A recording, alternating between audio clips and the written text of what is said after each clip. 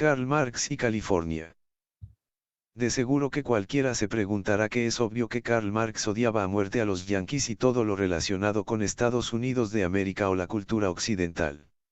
Y aquí comienzo el descuento del cuento. Han hecho una labor grande la escuela de Frankfurt en poner palabras en la boca de Marx y confundir todo, o mejor dicho expresar lo contrario de Marx, más odio de clase y odio y envidia social. Por los yanquis Karl Marx solo sentía admiración, no por la carta de apoyo y felicitación que le envía a Abraham Lincoln, sino por sus instituciones políticas, sus instituciones económicas y por su cultura.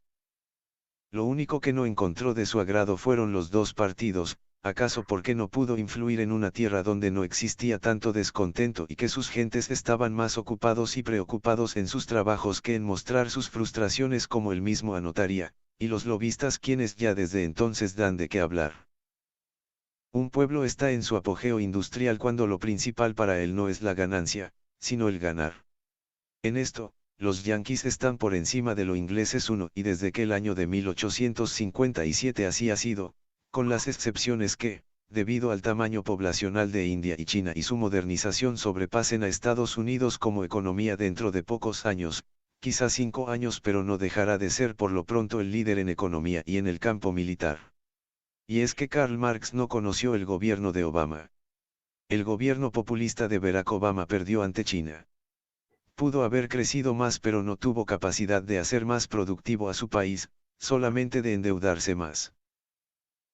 Creo que todos tenemos en nuestro imaginario los personajes y escenas de la serie televisiva Los Pioneros o la familia Ingalls o Little House on the Prairie, pues así más o menos fueron los inicios de la costa oeste de Estados Unidos, una tierra que le regalaron a quien la trabaja y al cabo de 3 o 5 años, si es que permanecía allí, obtenía su titularidad para hacer lo que quisiera en Ghana, ya sea sembrar trigo, piedras o venderla.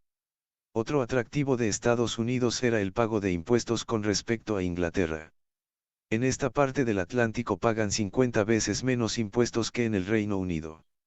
Y así fue como se pobló el oeste de este país, regalando su tierra, dejando que produjeran y el gobierno facilitando las vías de comunicación para la salida y entrada de productos.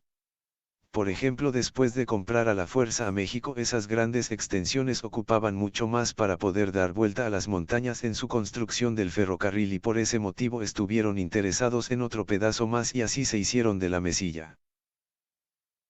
Esas tierras, para poder conquistarlas, domarlas, costaron muchas vidas debido al trabajo que tuvieron que invertir, terreno agreste, lugares sin agua.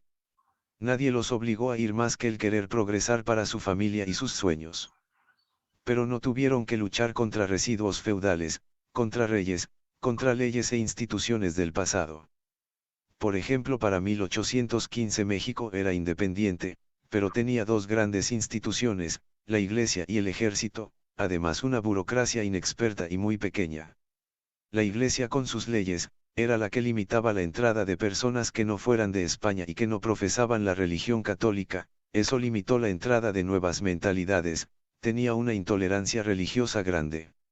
Era dueña del 22% de la riqueza del país, de la educación, de los cementerios, de los juzgados, del registro civil. Además de una población tibaque o nada apta para el capitalismo. ¿Qué decir que la población ilustre tenía una concepción de que la riqueza era el objetivo y no la producción mediante el trabajo?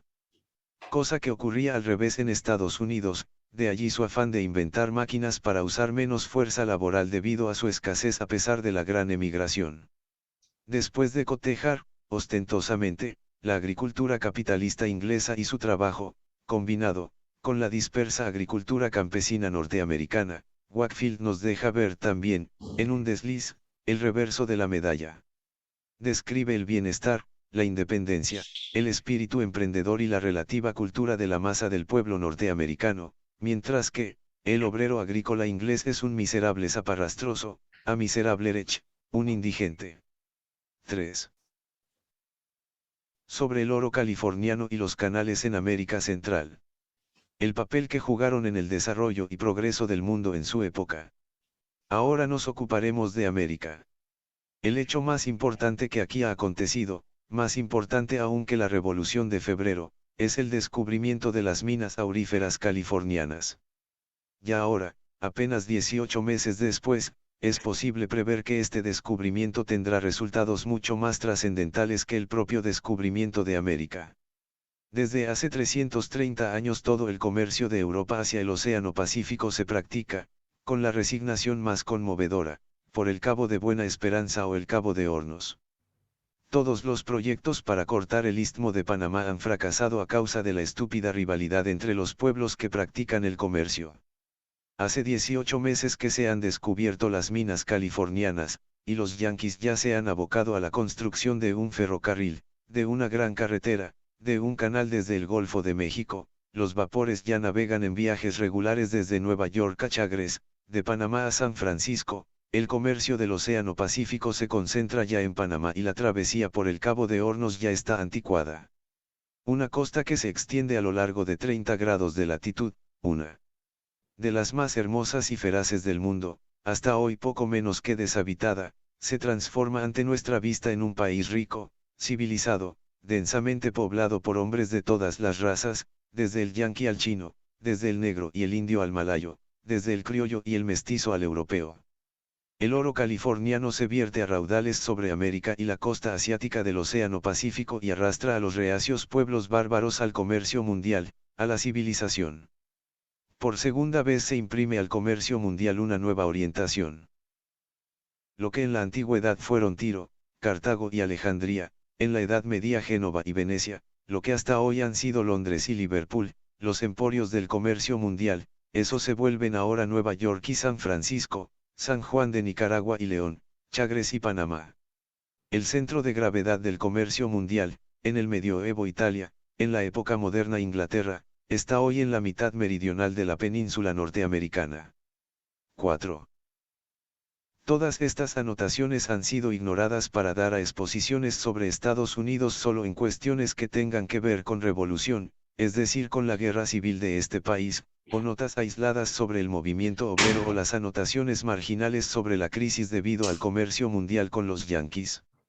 Es decir, los partidarios de la Escuela de Frankfurt solo ven los aspectos negativos de Marx, las contradicciones del capitalismo, que el mismo Marx refuta al hacer las observaciones sobre las quejas y jeremiadas de Simón de Sismonde y su habilidad para ver solo los aspectos negativos y contradictorios.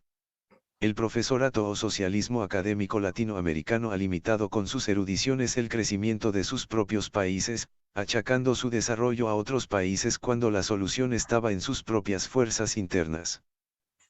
La invención del imperialismo solo puede provenir de la envidia de otros países. Por ejemplo, Lenin admiraba a los yanquis su practicidad, su inventiva y la forma en cómo se desarrolló el capitalismo en este país, sobre todo en el campo, pero una vez en el poder en Rusia, Lenin y la burocracia que adquirió empezó a comportarse como imperialista, a expandir su dominio, como lo hacía la vieja Rusia. De repente empieza a ver a Estados Unidos como su enemigo y se inventa lo del imperialismo. Antes de eso, nunca menciona el carácter imperialista. Digamos que era una persona práctica pero no de principios ni de teorías sino de un político. Los inmensos materiales para la historia de la economía política acumulados en el British Museum, la posición tan favorable que brinda Londres para la observación de la sociedad burguesa, y, finalmente, la nueva fase de desarrollo en que parecía entrar esta con el descubrimiento del oro de California y de Australia, me impulsaron a volver a empezar desde el principio, abriéndome paso, de un modo crítico, a través de los nuevos materiales. 4. La reanimación de los negocios que siguió a la crisis de 1847 marcó el comienzo de una nueva época industrial. La abolición de las leyes cerealistas y las subsiguientes reformas financieras proporcionaron la holgura necesaria para la expansión de la industria y el comercio de la Gran Bretaña. Vino a continuación el descubrimiento de los yacimientos de oro en California y Australia. Los mercados coloniales fueron desarrollando rápidamente su capacidad de absorber artículos manufacturados ingleses. El telar mecánico de Lancaster arruinó de golpe a millones de tejedores de la India. China se abría cada vez más al comercio. 5. Notice. Karl Marx, contribución a la crítica de la economía política. Karl Marx, El Capital, libro primero, volumen 3.